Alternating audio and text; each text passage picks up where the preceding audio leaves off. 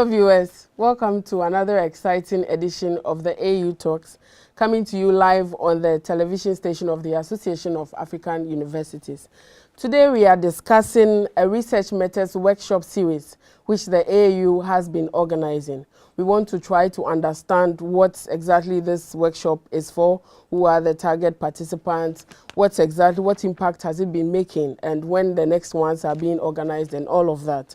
Joining me to actually throw further light on this workshop series is Dr. Violet Makuku, who is a quality assurance specialist here at the Association of African Universities. She's also a project officer for the Hacker project. Welcome to the studio, Doc. Thank you, Felicia. I'm happy to host you again. Thank you once again. Okay. So, Doc, can you please tell us a little bit about this workshop series? Okay, thank you, Felicia. This workshop series is on trying to retool and upscale faculty and students on the research methods for the 21st century. Okay. And when we do it, it also helps to bring a shared vision among faculty, because you would realize that in some instances, if a lecturer is not feeling well and he or she is supervising like 5-10 students, they will wait for him or her until he or she gets well. Because he has got his own way of doing things. And the others are even scared of doing it or helping them supervise. Even if they get sick for a month, those students will still suffer. But what is the best practice? It's these workshops, because when we do it like in an institution or a number of people come to represent an institution, they end up with a shared vision of the vocabulary in research. They always argue about that. They argue about other things like the research design. They argue about everything to do with research and say what we have done is wrong. Among themselves. Among themselves, and this is a common phenomenon. But the person who ends up suffering is the student. But with that, we help them also to improve student research supervision and marking of research projects. Because when somebody who is reading ahead, including the students, they approach the lecturer to say, there's this new data collection method which I want to use. But the lecturer is angry and is victimizing because he himself doesn't know, or he's not an expert in using it, or he hasn't used it before, right? No, they are not reading to check what is new in the research methods field. And so in that way, they feel insulted by students. So we are saying if they are not reading, we will do it on their behalf, and at the end of the workshops, we give them the workshop materials for two things: to refer to them when they are back, and also to replicate the workshops. But there are more things to it that we do these research workshops, because in them we are also discussing about what they do with the researches which students do. That is after they come out with the final research findings, you know? Yes. What happens to them? Oh, some students do very good and relevant researches, but they are piled up in libraries and in faculty offices. Instead of them taking them to the respective industry or related area of study, so that they can be taken up and implemented. You know, relevant research, it needs to solve a problem, a societal problem. Socio-economic problems. Thank you, Felicia. That's right. But it's not happening. I've seen students struggling. You know, I've told you, I've also been a lecturer for more than 15 years. I've seen students struggling to get research topics. I've seen them also doing it for the sake of graduating. But there are several problems all over on our continent, even in their communities. Thank you, Felicia. But they are not getting back to their communities. And let's say it's a tourism.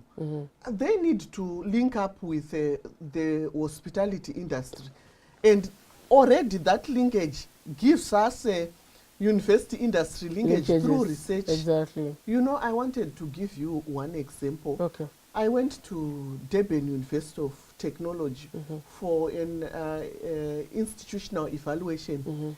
It was quite interesting to note that initially they volunteered to do research for Tongat Ulets. It's a sugar production company. For what? Research for the sugar production company. Called Tongat Unit. Tongat Ulets. Okay. Yes. So what they did is they researched about sugarcane diseases. They researched about the equipment that is used. They researched about the soils and herbicides that were being used and their effect. And they forwarded this to Tongat Units, the company for sugar production. In return, it started with volunteering, but in return, they started getting places for internship for their students. Those who will have completed and had done researches related to that sugar production. They took them on. Thank you, Felicia. They employed them and they built them laboratories. Great. Bought them equipment. And so can you see already how that strong there is a strong linkage, university industry linkages. Okay. So this is part of what we also cover there. I know there are some workshops on communicating research results in AAU. Okay. Those ones are long, but also in these workshops, we also take part of it. Okay. Just to give them light, to say, do you know that you need to communicate these results and recommendations and not keep them? The issue of patenting also. Exactly, and their rights and all of that. There is a longer workshop which is in AAU, but we also take just a bit of it to shed light on what they can do about researches, the opportunities they are losing, which they can grab. So Doc, what actually informed this workshop? Did you identify a specific problem? Was there any survey which was undertaken? Yes. Okay. At AAU, we just do not do workshops or interventions for the sake of doing it. Sure. We do research, and we also do desk research, and we also do online researches. For example, even when we are advertising this workshop, there's an online registration link. I think it's there. And when they do the registration, there are two questions where we are asking them, what do you want to be covered most in this research methods workshop for the 21st century? And we say, what else do you think you would want covered in this workshop? So again, that is another way where we are collecting relevant information to inform us of the direction which our workshops need to go. Their capacity building needs. Thank you of the institution. Yes, thank you very much, Felicia. So in some cases, some would even want to know more about the softwares, how to use them and what. But we say in 4 or 5 days, we are normally covering the basics and the other key problematic areas which we have seen recurring and cross-cutting within the universities as problematic areas. Exactly. So still on the issue of these problematic areas, with this research methods workshop series, what problem are we really trying to solve? There are numerous problems. Initially, I've talked to you about the shared vision. Where they need to understand the research language. You know, people come from different universities. They read literature on research from different authors. And it's very sad to say, I undertook a research on how authors write these things, materials on research methods. Some are using a different terminology to mean this, and this brings a mix-up with the readers and the users of that information. And so they end up arguing. But for somebody who has got a strong knowledge of the research methods, knowledge and skills, you would really know that this one, they are trying to mean this. Or this one, it will cause a mix-up. It's just 1 or 2 authors. That is why, you know, when we do everything in academia, Okay. we want to quote the source according to so and so. Okay. I just want to give you one simple example where Okay. people have argued to say a case study research design. There is nothing like that. A case study research design. No. We have the experimental, we have the surveys, but within all those different research designs, people pick cases Studies. Okay. for many reasons: time constraints, Okay. expense, Okay. and the time within which they need to bring about the results and the recommendations. Okay. So people pick cases, but you find that some authors of research States methods that as one of the methods. Okay. and when you sit down and reflect and think about it, you will end up convincing yourself that a case study is just a case, Okay. but it's not one of the research designs. Okay. All right, Doc. So we'll come back to you. Thank you. Viewers, we've been discussing the Research Methods Workshop series being organized by the Association of African Universities. We'll go for a short break and then we'll continue the discussion afterwards. Don't go anywhere. Do stay tuned.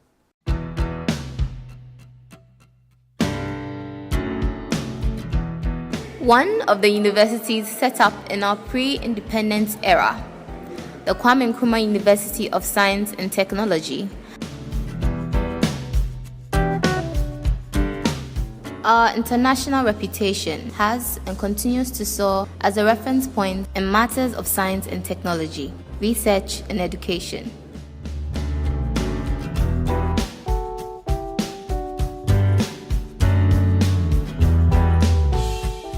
We believe that the future belongs to those who have sound technology acumen.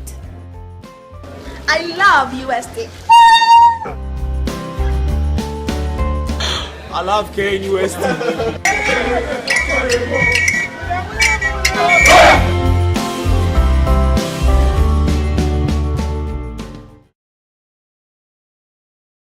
Welcome back from the short break. We are still on our discussion focusing on the Research Methods Workshop series, which the Association of African Universities has been organizing.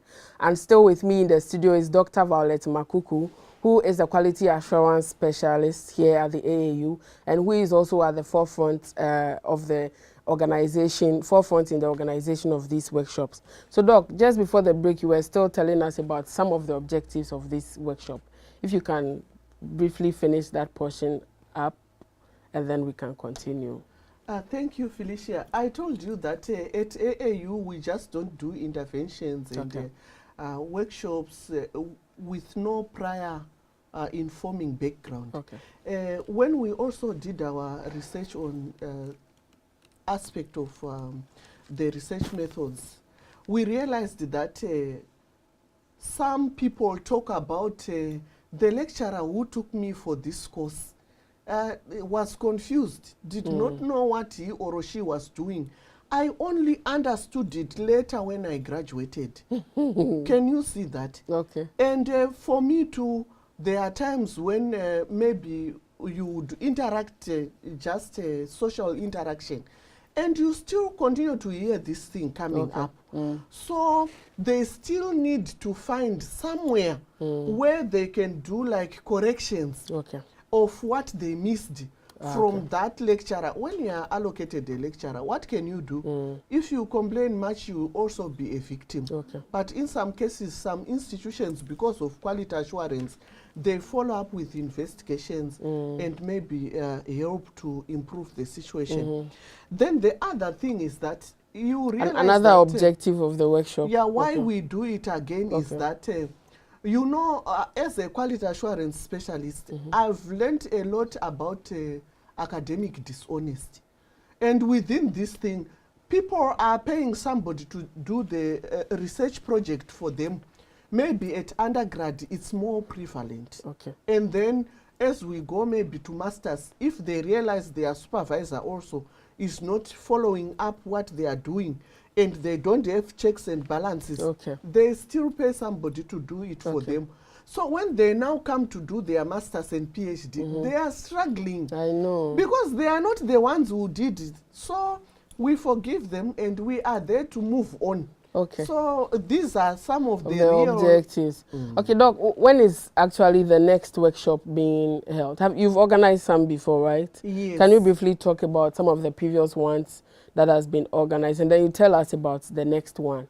Okay, the most recent previous one was in Zimbabwe, Okay. 28 to 31st May. Okay. It was a good one. Again, people really enjoyed it, but they want more of applied research to come on board. Apart from Zimbabwe, where else did you organize? We did it in Ghana too. Okay. We did it in Uganda. Okay, that's and good. Zambia. Okay, so can you tell us about the next one, the dates and the venue and all of that? And if I'm interested, how do I get involved? Thank you very much, Felicia. The next one is quite coming soon. Okay. It's when coming on the 3rd to the 6th of July, next 2018. Okay. In Lusaka, Zambia. Okay. Waterfalls Hotel. My details, contact details are there for more information. Okay. But we also have our registration link that they can use. So the registration link is there. Okay. And it's there on your screen. Yes, so it's there on the screen. And then also the contact details are there. Okay. Don't worry about visa if you are coming from SADC region. Okay. Because to Zambia you go without visa. But if I'm from another you region, do online application of visa, and you Okay. can get a visa on arrival. Okay. But you can also quickly get a response that can enable you to board your flight, because some flights will not allow you to come. So you are most welcome, all of you. Okay. Thank so you. what should we expect at this workshop? We are centered on practical activities, Felicia, because these are more important that they encourage deep learning. We also encourage even those who are in the research and postgraduate center, postgraduate students who are doing masters and PhDs. Some of them are even lecturers. Okay. They are most welcome. Okay. Because this is the opportunity. Those also who are supervising and taking care of the postgraduate studies are most welcome, because you always find something new to do. Okay. As we have people coming from different countries, there's cross-pollination of ideas. It's true. How they've managed also to circumvent some of the challenges. The problems. Because we discuss real problems that institutions are facing, despite also giving light to what is new. Okay. We have the mixed methods, and we usually had the extreme qualitative and extreme quantitative, and some are resistant. Okay. They want to remain in their domains, I but can the imagine. world is moving. So if there's a grant proposal which is requesting you to use the mixed methods, what will you do? So we want to allow them to come, to make them comfortable. And then after every workshop, we give out all the presentations to the participants for 2 further reasons. studies or Yes. something. Okay. Thank you. Doc, are these expensive, or all that information about the cost is in the link you shared? It's available there? No, for local people, I think it's 300 or 350 for Zambians, because we Which want currency? US dollars. Okay. Fine. Because we want to encourage participation. Okay. But even in Zambia, we accept their local currency, because we are going to use it to pay for the venue, for the conference package, and for the certificates. Please, we give certificates. And I think these certificates, because they are from the highest higher education continental body, they will be of value. Highly recognized. Highly recognized for promotion or otherwise. And you have evidence. And then for international participants? For international participants, I think it's between 400 and 450. Because we have AAU members. They pay less by $50, so it will be 400. As a benefit of their membership. Their membership. And those who are not AAU members, they pay 450. But for these workshops, whether you are an AAU member or not, as an institution, you are still welcome, because the Association of African Universities is meant to save higher education in Africa, on the continent, in the continent, and to improve the quality of research, teaching and learning, quality assurance in the universities, so that we upgrade the quality of higher education in Africa. So we'll take your final words if you just look into the camera and then you talk to listeners, and then we can end the show. Thank you, ladies and gentlemen. We just want to encourage you to patronize our workshops because they are well prepared for. They are responding to your needs, and you are most welcome. Please, for this one, register. The registration link is there, and attend. If you cannot attend, maybe as a vice chancellor or as an administrator, send the relevant people who are in constant contact with students, or your lecturers who are doing masters and PhDs. That will be fine. Thank you very much. All right, viewers, thanks for staying tuned to listening to this discussion. We've had a very exciting discussion on the Research Methods Workshop series, which the Association of African Universities has been organizing. And my guest on this show has been Dr. Violet Makuku, who has encouraged all of us to ensure we attend the next workshop on research methods, which is coming on in July in Zambia. Make sure you are there in your numbers, and make sure it's not only one person from one institution attending, but quite a number of faculty members are all there to be able to get these skills, to be able to transfer and to use it in our lecturing and in doing our work in the academia. My name is Felicia Kwagbeji, and this has been the AAU Talk, bringing this to you live on the AAU TV. Thanks for staying tuned, and do stay for the rest of our exciting program. Thank you. Have a lovely day.